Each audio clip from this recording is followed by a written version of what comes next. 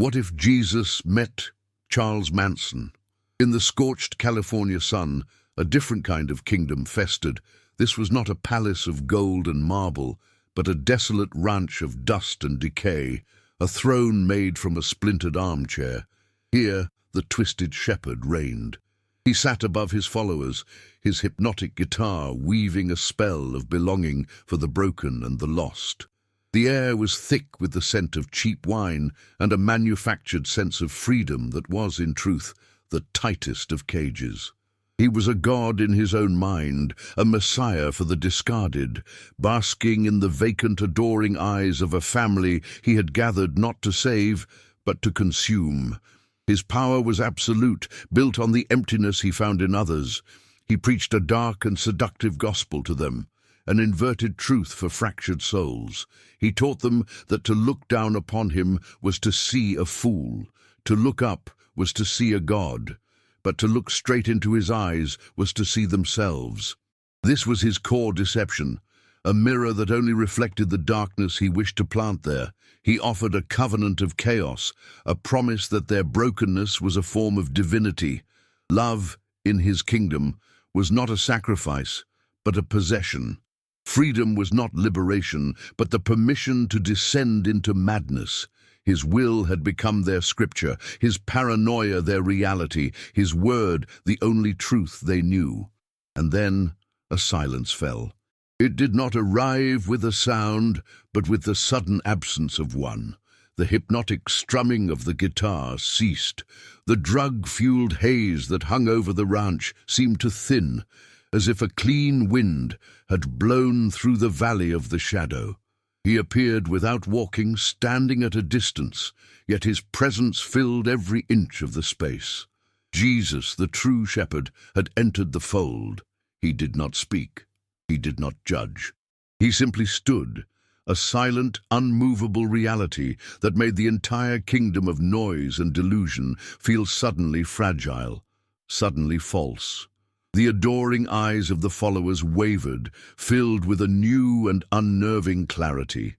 The twisted shepherd felt it instantly, a drain of power, a glitch in the spell he had so carefully woven. His gaze, a tool that could bend wills and shatter minds, fell upon the silent figure.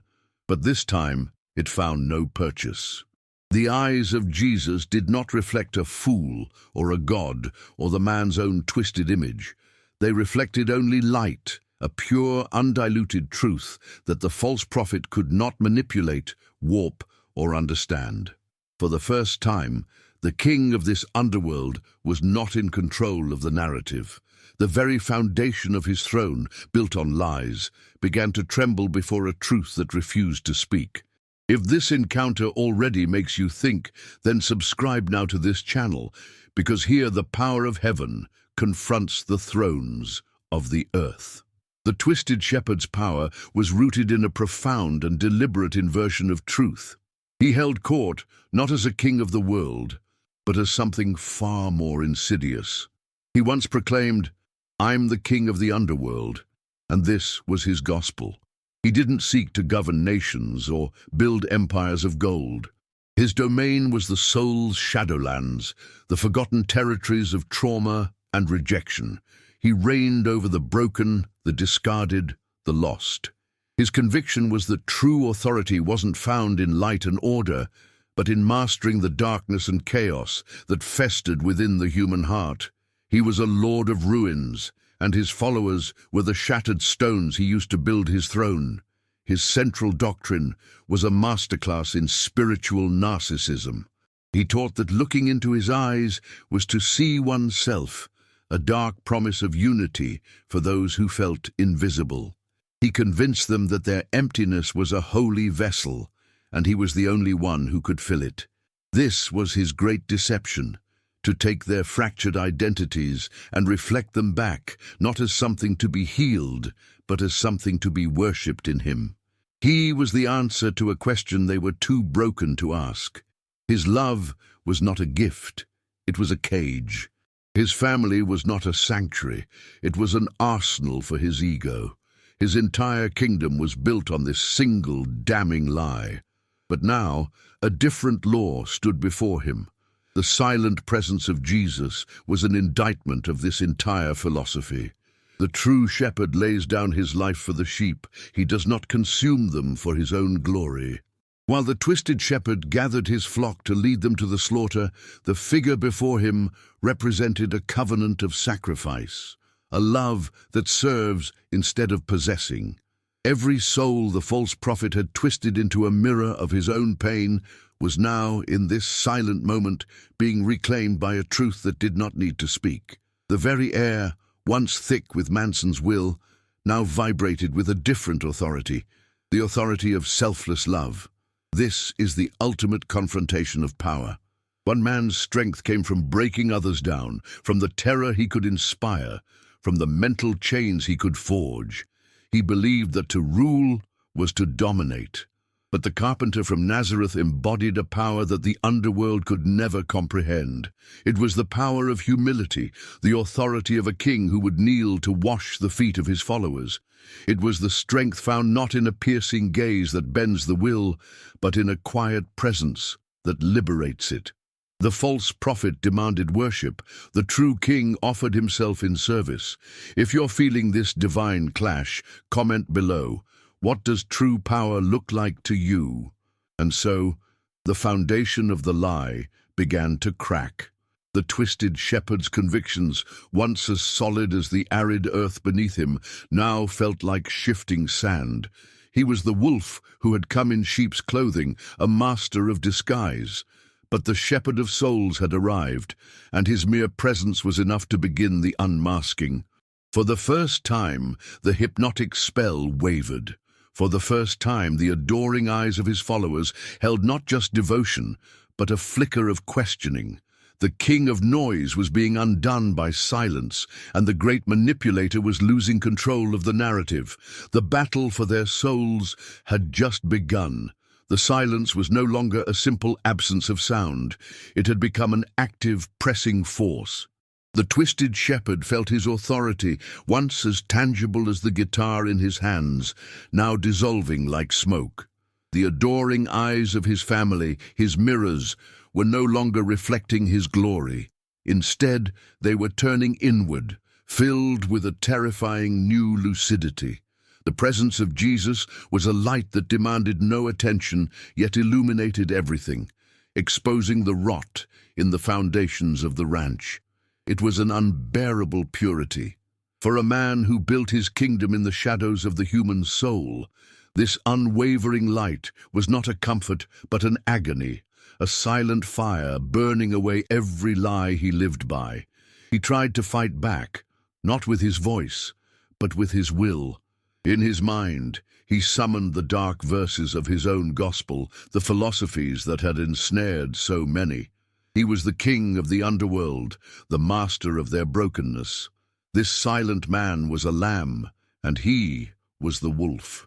But as he clung to that identity, a different truth echoed in the spiritual atmosphere, a silent word that branded his soul.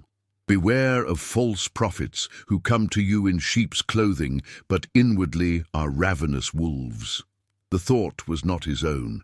Yet it felt more real than any sermon he had ever preached. The label was not an accusation. It was a revelation of his very nature. This was the confrontation of two kingdoms. On a chaotic monarchy of dust and delusion, built on the shifting sands of manipulation and fear. Its power was loud, demanding, and utterly dependent on the weakness of others. The other kingdom was silent, eternal, and absolute. It did not need to perform or persuade. Its power was its very existence, a truth so profound that it made all other thrones look like discarded furniture on a forgotten wasteland. The twisted shepherd's domain, which had felt so total just moments before, now seemed fragile and pathetic. A cheap imitation of true power, a stage play about to be ended by the arrival of reality itself. His final defense was his most cherished lie, that to look into his eyes was to see oneself. He focused his infamous stare on the figure before him, trying to force that reflection, to pull Jesus into his game of mirrors. But the gaze of the true shepherd was not a mirror, it was a window into pure, unblemished truth. In it, the false prophet saw nothing of himself, only a light that exposed his own emptiness. The air itself seemed to vibrate with another silent verdict, the diagnosis of his origin. For he is a liar and the father of lies. When he lies, he speaks out of his own character. The lie was not a tool he used, it was the very substance of his soul. The judgment was complete, yet no word had been spoken. The twisted shepherd was being spiritually undressed before his own congregation. His charisma, once a thick, hypnotic cloak, was now a transparent veil, revealing the terrified thing cowering beneath. His power was a costume, and the true shepherd's silence had pulled the thread that was causing it all to unravel. A verdict had been rendered without a court, a sentence passed without a sound. The king of noise had been utterly defeated by a silence that weighed more than all the words in the world. The invisible judgment was undeniable, and its weight was crushing. The silent judgment now shifts, becoming something more intimate, more terrifying, a mirror. The twisted shepherd, desperate to reclaim his ground, scrambles to reassemble the fragments of his shattered persona. He stares at the figure of Jesus, not to see him, but to see his own reflection of power returned. He internally recites his creed. He is a necessary darkness, a product of a world that discards its children. He isn't a monster. He is a consequence. He believes his leadership is a righteous rebellion, a violent surgery on a sick society. He tells himself he is not breaking his followers, but reforging them into weapons against a system that first broke them. His kingdom of chaos is, in his mind, a sanctuary of brutal honesty.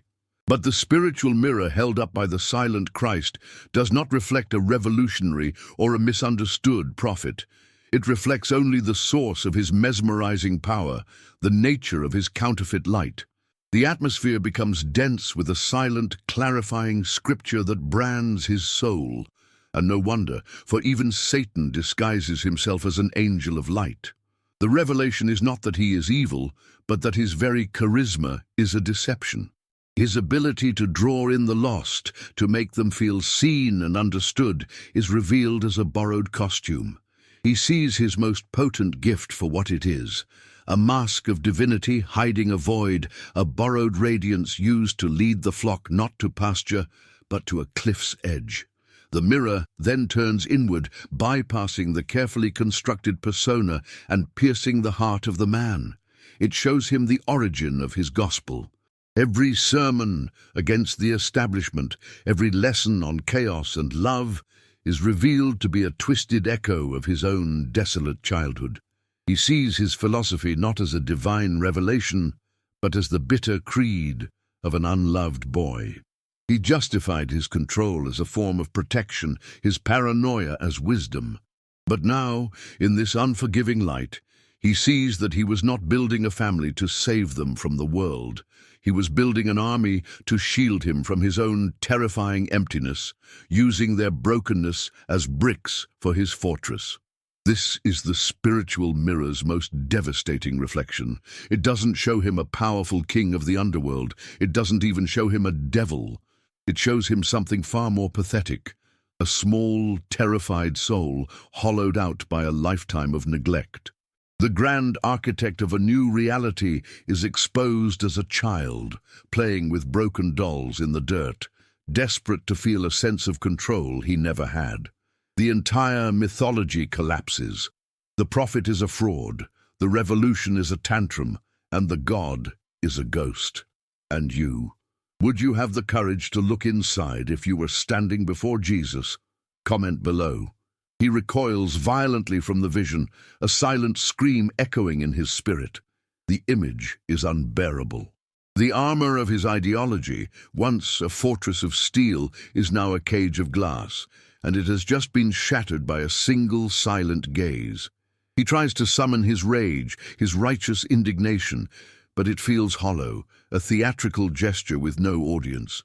The truth has stripped him bare. He is not a wolf in sheep's clothing. He is simply a lost sheep who, in his pain, decided the only way to survive was to become the wolf. The mirror has shown him that his greatest enemy was never society, but the reflection he could not bear to see. The spiritual mirror does not shatter.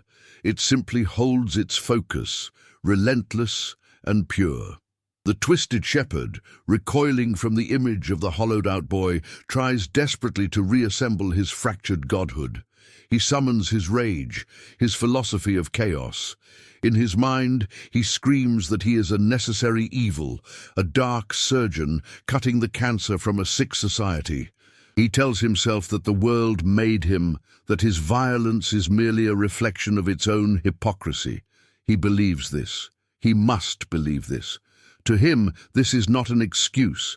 It is a righteous creed, the gospel of the forsaken, and he is its only true prophet. His kingdom of ruin is a monument to a world that deserves to burn. But the silence of Jesus offers no argument, only a devastating, alternative truth. The air grows thick with a principle that dismantles the twisted shepherd's entire defense. The good shepherd lays down his life for the sheep. The words are not spoken, yet they resonate in the marrow of every soul present. He, the false shepherd, never laid down anything. He took their minds, their wills, their innocence, and prepared them not for salvation, but for sacrifice upon the altar of his own ego. He was not a shepherd protecting his flock from the world. He was a wolf protecting himself, with a wall of broken bodies and shattered souls. His love was a leash, his sanctuary a cage. The mirror then becomes a cruel cinema, replaying not his grand speeches, but his quiet moments of malice. He sees himself whispering a lie into a young girl's ear, twisting her trauma into a tool for his control. He sees his own eyes, cold and calculating, as he turns a simple song into a prophecy of war. He watches himself stoking the fires of paranoia, not to protect his family, but to bind them tighter to him with fear. Each memory is a nail, pinning his messianic persona to a cross of his own making. These were not the acts of a revolutionary. They were the petty cruelties of a tyrant ruling an empire of dust and broken minds. The light of this silent truth is merciless because it is total. It bypasses all justification, all ideology, and simply reveals what is. It asks no questions, yet demands an answer from the deepest part of the soul. The reflection is not an accusation. It is an invitation to see oneself as heaven sees them, stripped of all masks and titles. And you? Would you have the courage to look inside if you were standing before Jesus? Comment below. The king of the underworld is being shown his own spirit, and the sight is breaking him. It is a confrontation far more terrifying than any earthly judgment, for there is nowhere left to hide. The climax arrives not with a thunderclap, but with a final crushing realization. The twisted shepherd's entire identity, the hypnotic charm, the prophetic rage, the seductive darkness, is exposed as a hollow performance. A final, silent scripture fills the void where his power used to be. If I have the gift of prophecy and can fathom all mysteries and all knowledge, but do not have love, I am nothing. He is nothing. His charisma was a resounding gong, his wisdom a clanging cymbal, his entire kingdom an elaborate, noisy distraction from the silent, loveless void at its center. The God is dead, not slain by a sword, but undone by a truth he can no longer deny. The void left by the shattered godhood is absolute. The echo of that final, damning word, nothing, hangs in the dry desert air, a silence more profound than any that came before. The twisted shepherd, spiritually disemboweled, scrambles to pull the tattered pieces of his persona back together. He forces a smile, a twitch of the lips that once held hypnotic power but now looks like a grimace of pure terror. He reaches for his guitar, his instrument of influence, but his fingers tremble, unable to form a chord. The spell is not just broken, it has been annihilated. His followers, his mirrors, no longer reflect his glory. They reflect only confusion, pity, and a dawning, horrifying clarity. The king is naked, and his entire court has seen it. He fights back, not with his voice, but with the desperate, frantic logic of a cornered animal. In the chaos of his mind, he argues his case before a silent judge. He tells himself he is a creation of the world's hypocrisy, a necessary antibody to its sickness. He offered them a family because the world had made them orphans. He taught them chaos because the world's order was a lie. He believes this with the ferocity of a drowning man clinging to a splinter of wood. His control was not tyranny. It was a brutal, necessary love. He didn't break them. He freed them from the illusion of their old lives. His kingdom of ruin was the only honest sanctuary in a world built on deceit. But as he builds this fortress of justification, a silent scripture is laid against its foundation, and the walls turn to dust. They promise them freedom, while they themselves are slaves of corruption. For by what a man is overcome, by this he is enslaved. The truth is devastating. The freedom he preached was the very shape of his own cage, a prison built from his terror of being abandoned, his addiction to control, his enslavement to his own bottomless need. He, the great liberator, was the most shackled man on the ranch. He sees it now. Every lesson in freedom was just another bar on their cell, another lock on a door to which he alone held the key. The light of this revelation is relentless, forcing him to look at the ledger of his soul. He sees his own eyes gleaming with triumph as he twisted a young girl's trauma into a declaration of loyalty. He feels the cold satisfaction of turning a peaceful song into a prophecy of war, all to tighten his grip. These were not the acts of a revolutionary. They were the petty cruelties of a spiritual slumlord, demanding rent from souls who had nowhere else to go. The grand architect of a new reality was just a boy, pulling the wings off flies to feel powerful. And you? Would you have the courage to look inside if you were standing before Jesus? Comment below. The ultimate consequence is not fire or brimstone. It is desolation. The invisible thread connecting him to his family has been irrevocably severed. He looks out at their faces and sees strangers for the first time. The adoring gaze is gone, replaced by the hollow stare of the disillusioned. The presence of Jesus has departed, but the truth he left behind remains, a permanent stain on the air. The ranch is no longer a kingdom. It is a monument to a lie, a cold and silent testament to a God who was, and always had been, absolutely nothing. The throne is just a broken chair in the dirt, and the king is utterly, terrifyingly alone. The light is gone, but its afterimage is burned into the very air of the desolate ranch. The presence of the true shepherd has departed, yet the truth he revealed remains, an immovable monument in the center of the ruins. The twisted shepherd sits on his splintered throne, a king whose subjects have seen his nakedness. He tries to summon the old power, the familiar rage, the comforting narrative that he is a righteous consequence of a sick world. He clings to his title, the king of the underworld, but the words now feel like ash in his spirit. The silence that remains is not empty, it is pregnant with a verdict. The kingdom has not fallen. It has been revealed as something that was never there at all. He scrambles to rebuild the fortress of his mind, brick by fragile brick. He tells himself that the world demanded a leader like him, that his methods were a necessary surgery on a cancerous society. He gave them a family when they were orphans. He taught them to embrace chaos because the world's order was a suffocating lie. This was not control, it was a brutal form of love. This was not manipulation, it was liberation from a system that had already broken them. He believes this, or rather he desperately needs to believe it, for the alternative, the reflection of the terrified boy in the spiritual mirror, is an annihilation he cannot survive. And you? Would you have the courage to look inside if you were standing before Jesus? Comment below. But the light has left behind an echo, a final clarifying scripture that judges his entire legacy. By their fruit you will recognize them. He is forced to look at the harvest of his life's work. The fruit is not freedom, but paranoia. It is not love, but a slavish devotion born of fear. It is not a family, but a collection of broken souls he sharpened into weapons for his own war against the world.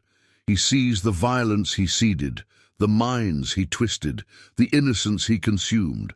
For the first time, the chasm between his seductive words and his destructive works is laid bare, an impassable canyon separating the prophet he claimed to be from the predator he truly was. He is not redeemed. He is not repentant. He is simply undone. The encounter did not offer him a chance at heaven. It revealed the precise architecture of the hell he had built for himself and called a kingdom.